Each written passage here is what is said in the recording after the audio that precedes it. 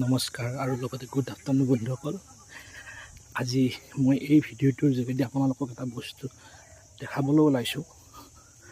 Actually বস্তু নহয়, যিটো আমি সন্মান কৰিব লাগে। এখেতক চাওক, এখেতে এই বয়সতো খোজকাঢ়ি গৈ আছে।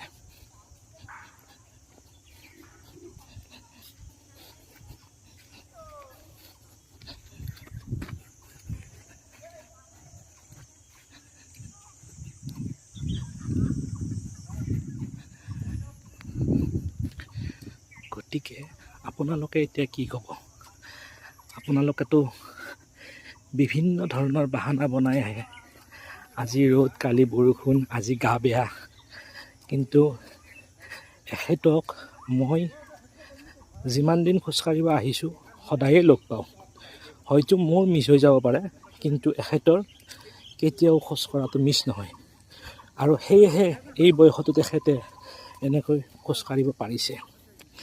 আচলতে আগৰ দিনৰ মানুহবিলাকৰ শক্তিটো বহুতেই বেছি আহিছিলে, কাৰণ তেওঁলোকৰ জীৱনটো আছিলে ডিচিপ্লিন।